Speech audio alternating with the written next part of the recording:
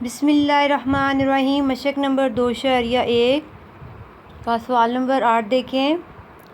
अगर एक शख्स ने अपने पीछे एक बेवा और 4 बेटियां छोड़ी हों तो इसकी 4 लाख रुपए मालियती विरासत में हर एक के हिस्सा की मालियत मालूम कीजिए। तरका की कुल मालियती 4 लाख रुपए। बेवा का हिस्सा 4 लाख ज़रबे 1/8।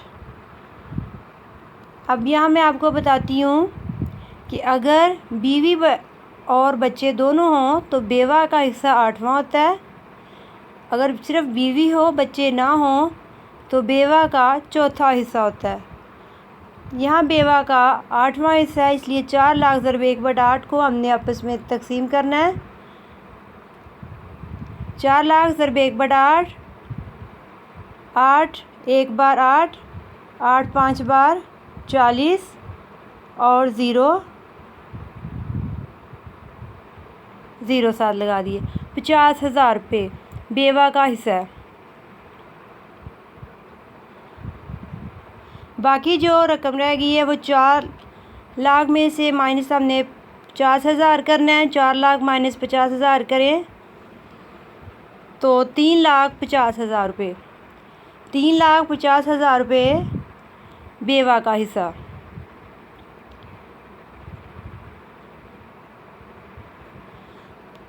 आगे वो जो बेटियां उसकी थी, 4 बेटियां उसने छोड़ी थी, उनको हमने इस तरह लिखना है। बेटी निस्बत बेटी निस्बत बेटी निस्बत बेटी, और हर एक का एक एक हिस्सा होता है। निस्बती मजमुआ इनका इस तरह से करना है। 1 जमा 1 जमा 1 जमा 1 बराबर 4। हर बेटी का हिस्सा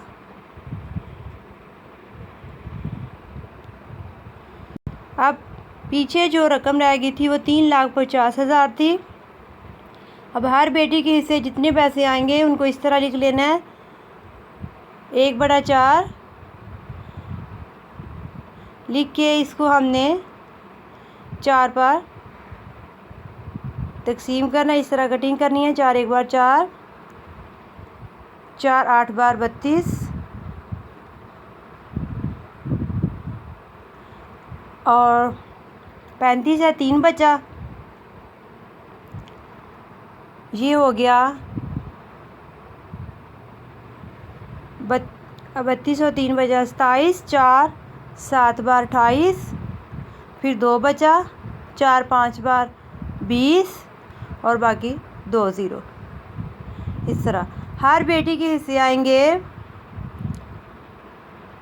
87,500 रुपये। 87,500 रुपये।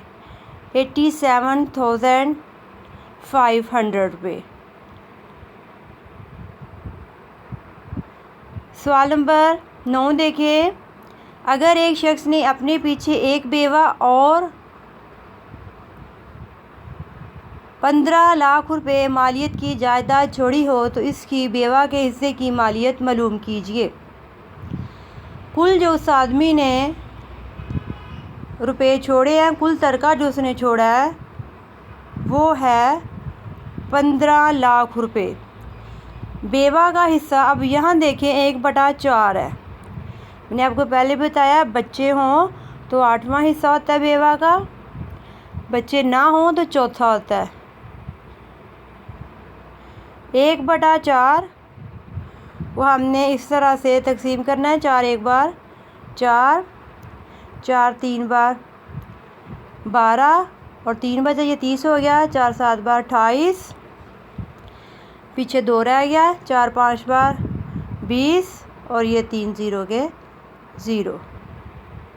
बेवा का हिस्सा 3,75,000 रुपये।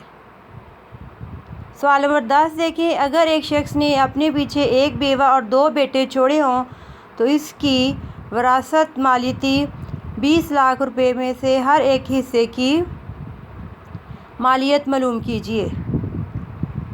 तरका की कुल मालियत थी 20 लाख रुपए। बेवा का हिस्सा 1/8। इसके बेटे हैं, 2 बेटे हैं पीछे इसके, इसलिए बेवा का 8वां हिस्सा है। इसको हमने इस तरह करना है, 8 1 बार 8, 8 2 बार 16, 8 5 बार 40, बाकी 0 का 0 लगा दिया। बेवा के हिस्से आए 2,50,000 रुपये। अब 20 लाख में से 2.5 लाख को हमने माइनस करना है, तो बाकी 1,17,50,000 रुपये बाकी रह गया। हिस्सादारों में निस्बत, बेटे के 2 हिस्से होते हैं, बेटी का 1 होता है। निस्बती मजमुआ 2 + 2 = 4। हर बेटे का हिस्सा 17,50,000 × 2/4। इसको हमने इस तरह तकसीम करना है,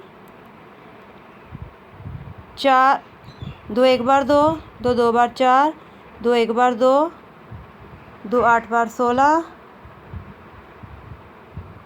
2 7 बार 14, 2 5 बार 10, और बाकी 3 0 के 0।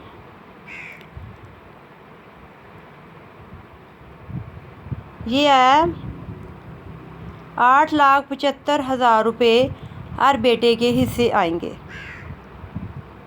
सवाल नंबर 11 देखिए। असगर ने एक जायदाद 4,80,000 रुपये की छोड़ी। इसने अपने पीछे एक बेवा, 3 बेटे और 4 बेटियां छोड़ी।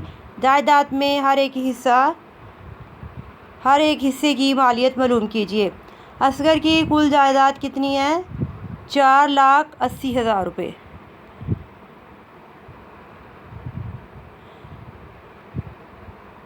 बेवा का हिस्सा है 4,80,000 × 1/8, 8 1 बार 8, 8 6 बार 48, और बाकी 0 का 0। 60,000 बेवा के हिस्से आया।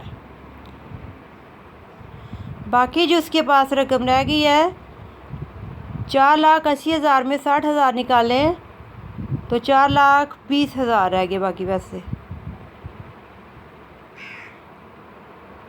हिस्सादारों में निस्बत, 2 बेटे और 4 बेटियां, इन सब को हमने जमा कर लिया। 2 बेटे और 4 बेटियां,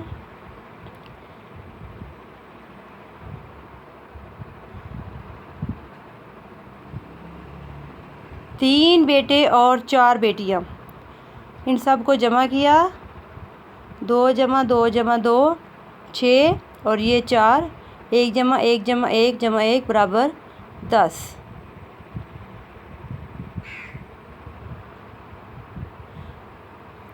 इनको इस तरह लिख लिया। हर बेटे का हिस्सा पहले बेटों के हिस्से निकाल देते हैं। 4,20,000 × 2/10,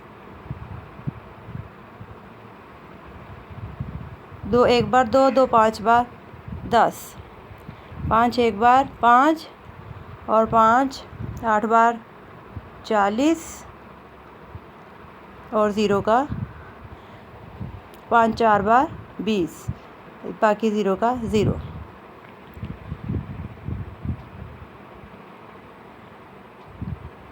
84,000 रुपये हर बेटे के हिस्से आएंगे। 84,000 रुपये।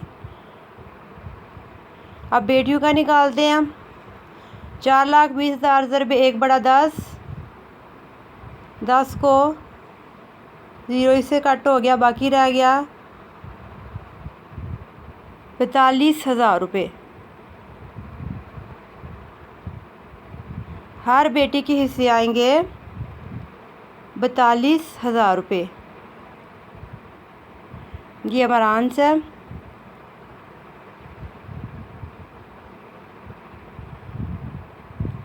Thank you for watching. अल्लाह हाफिज़।